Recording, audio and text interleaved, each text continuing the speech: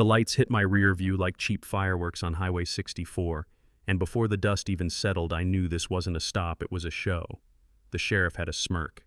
His kid had a phone, and when those gray bricks slid under my spare tire, I said what I'd trained others to say under pressure. Chain of custody starts now. 46 seconds later, a federal rotor wash peeled the grin off his face, but I'm getting ahead of myself, so let me start where it stung. I eased the sedan onto the gravel. Both hands on the wheel, the kind of calm you practice so much, it becomes muscle memory, and Sheriff Dale Mercer leaned in like he could smell fear tapping the glass with a finger and nodding to the live stream while his boy Cody hammed for 2.2 million strangers who love watching a train wreck in high definition. And I watched his reflection in the cruiser window, like a second screen, the badge number crisp, the angle perfect, the kind of detail that saves you when nothing else will. You know what I mean. Pop the trunk, he said, and Cody swung that phone like he was born with it, slid 2 gray packages beneath the spare, winked at the chat, called it Project Revenant 800 pounds moving east, and you could feel the comments rolling, the hearts, the fire emojis, the little digital crowd that makes cowards brave and honest people furious. So I looked Sheriff Mercer in the eye and told him what was true. You're planting evidence and you just put it on camera. And he pressed my face to the hood hard enough to make my teeth ring muttered contempt of cop like it was scripture, and I tasted dust and metal, and something in me that had been quiet stood up. I caught Tally's eyes in the back seat, my daughter hugging that green fox plush like a shield. No crying, just steady, and the car vibrated once in a way no one else would notice, the clean little QuantNet ping that means you have 60 seconds to light the fuse you hope you never have to use. And when they booked me into Dry Creek, laughing at the dog tag that says Mom comes back, pulling the plug on the security camera like flicking a light at a bad bar show. I waited for the phone, said 4 words, fire drill, green fox, and hung up, because if there's one thing I know about bullies, it's this: they don't expect you to have a bigger stage. The cell smelled like bleach and old pennies. The wall had a name cut so deep it hurt the paint. Caleb Wren, March 5th. And a rookie slid me a paper cup of water with hands that shook like he was arguing with his own conscience. They said, "You're dangerous," he whispered, and I asked his name. Eli Dent. First week. Mother says cameras don't just go dark by accident. And before I could answer, the ceiling trembled, that low thump when rotors and weather meet the hallway filling with boots and the kind of authority that doesn't need to shout. And Inspector Mara Quinn's voice came through the intercom, cool as a scalpel. Premises federal, everyone stand still, including your pride. And if you've ever watched a man discover he's not the main character, you know the face Mercer made when those doors blew and the floodlights rolled in like judgment. I walked out barefoot with a young deputy's boots in my hands, nodding to Cody's trembling phone as half the country realized they'd been watching a felony in 4K, and I told the sheriff, not loud, not soft, just true, 46 seconds until your lake cabin becomes a crater, and he laughed the way men laugh when they think you're bluffing. Then the horizon over Cedar Hollow lit up orange like a sunrise that forgot to be kind, and Inspector Quinn lifted her credentials like a mirror and told him the charges: obstruction, racketeering, unlawful seizure of evidence, and red dots found the fabric over his chest while he remembered the shape of humility. You'd think that would be the end, but no, that was just the first breath of the storm, because once you pull at a thread like that, the whole sweater starts telling you its secrets. And at Eagle Point, where the vault keeps our sins in one column and our apologies in another, we looked at a wall of numbers that could take the air out of a room. 1,300 pounds recorded this quarter, 500 on site. 800 unaccounted for, all of it wearing blue stickers and church invoices like Halloween masks, youth camp boxes with coloring sheets on top and something lethal beneath. And Riley Cho leaned over his tablet like he could hear ghosts in the code explaining the carousel. Small departments seize shipments, swap tags, report them burned, resell the real load launder through donations shaped like grace. And Marco Diaz shoulder-strapped from a fall. The news will never tell you about, said the oldest joke in the book, follow the money. And the room went 10 degrees colder when the metadata flickered. There it was, the heartbeat baked into the ledger, 89 beats per minute, the way you'd print a signature, except this one belonged to Caleb Wren, a kid whose mother still sets an extra plate once a week, and somebody had the nerve to turn a boy's last rhythm into the key for a ghost lock called Orpheus, updating from a pulpit at 6:58 a.m. every Sunday, like a hymn wash. The ledger melt, the trail disappear into faith with a smile. I matched my breathing to that number, not because I'm magic, but because rhythm talks to rhythm. And at Riverbend Data Farm, where the servers breathe heat over a river that should never have had to forgive us, I synced my override cadence to the pulse in the code, not forcing it, matching it, letting Orpheus mistake me for the hand that made it, and the rosary of transactions stuttered, the crimson wash rolled across the monitors, and Riley's mouth went dry as the readout froze. $910 million locked in place, wallets, iced pipes hissing like the river was angry at what we'd made it cool. We pulled the old file on the architect, and the name read like a rumor someone finally said out loud. Pastor Abel Crow, once a decorated agent presumed dead under a hurricane sky 15 years ago. Now a rhinestone preacher with a 10,000-seat megachurch off Crosswind Loop, pitching forgiveness with one hand and QR plates with the other, and Marco shook his head. The kind of quiet you learn when you've seen too much. He's not a preacher, he's a banker in a robe. I called Tali just to hear her breathe. Said heartbeat. Steady, she answered. Steady like she was born for it. Told me the Green Fox script worked, and to say Fox twice. If I needed a back door, and I swear to you, I've been in rooms with presidents, I've argued with attorneys who can peel paint with a sentence, but nothing steadies your hand, like your kid's voice on the line saying, "I got you, Mom." Crosswind Cathedral glowed like a slot machine at sunrise. And no, it wasn't theater, it was the opposite. It was us taking the lights back from people who had been using them to sell lies. And I wore white because the LEDs in that cathedral eat color. And I walked the aisle slow while Pastor Crow warmed up the room with that preacher's music some folks are born with and others practice in front of mirrors. Telling them forgiveness was a laundromat, as long as they tithed on time, phones waving like lighters at an encore, while the QR plates pulsed, thinking they were pouring into heaven when they were actually filling a wallet engineered by a ghost. And I held up a little drive like a tooth pulled from a sleeping giant and said, actually, I came to collect. The crew in the booth reached for their switches, but Riley had melted those locks an hour ago, and every screen in the place went blank, then bright, then full of Cody's smiling face as he planted those bricks under my spare tire. A perfect angle, a perfect mistake, and the room inhaled once hard and sharp. And then we gave them what no one prepared them to see. A hallway camera boots, in frame a boy's voice trying to be brave.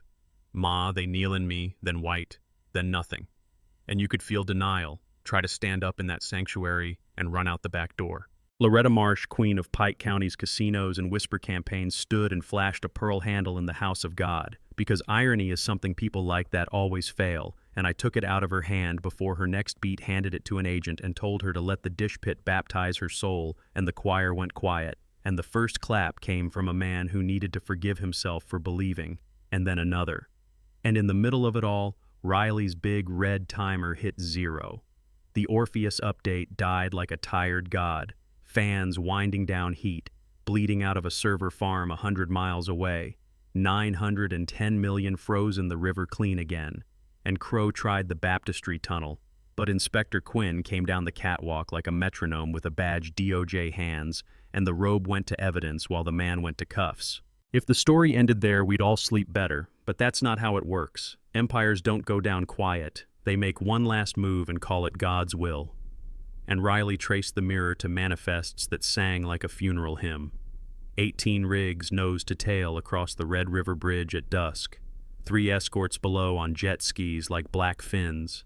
And we rolled in the blue hour when the fog moves fast and the road feels like a question. Drones dropped spike strips like silver lace tires, screamed steel, kissed steel.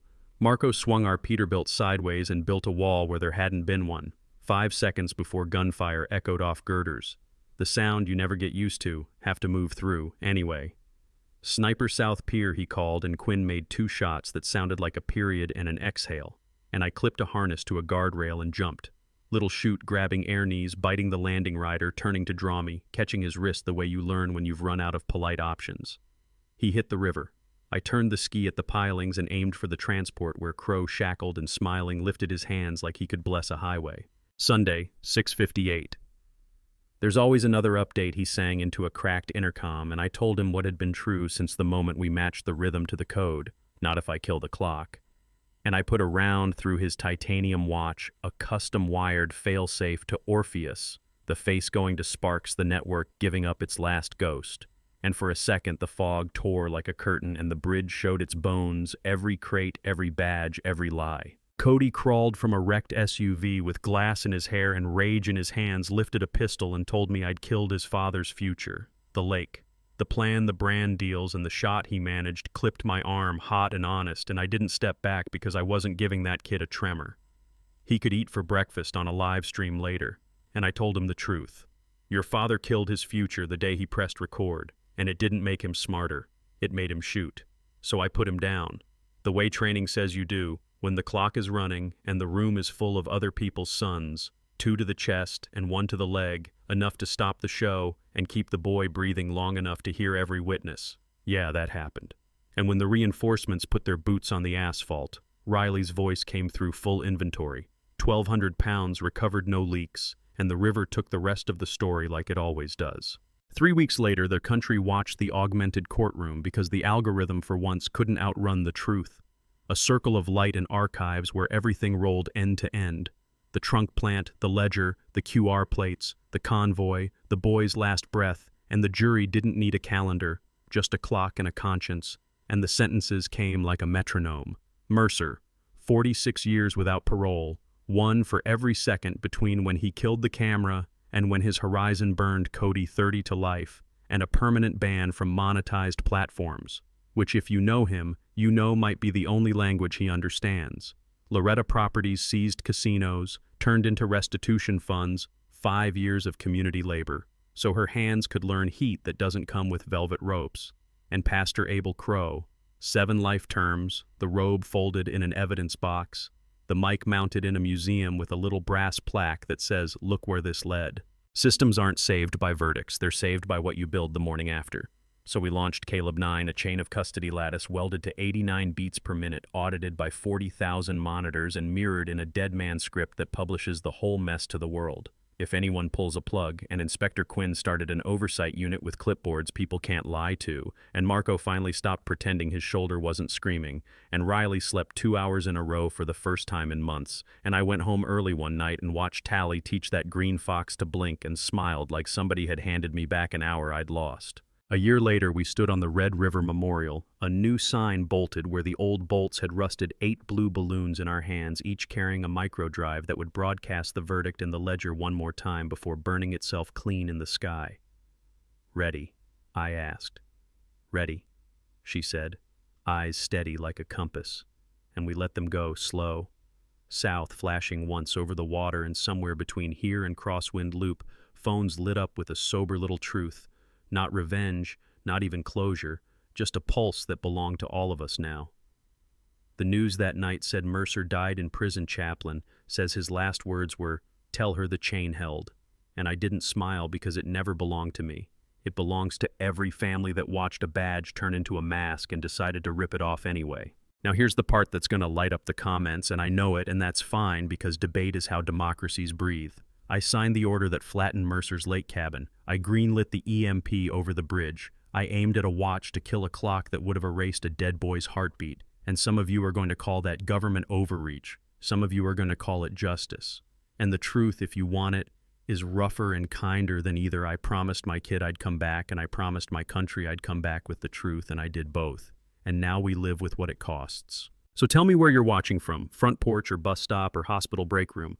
Tell me the moment you saw a uniform or a pulpit used as a shield, and what you did or wish you had done.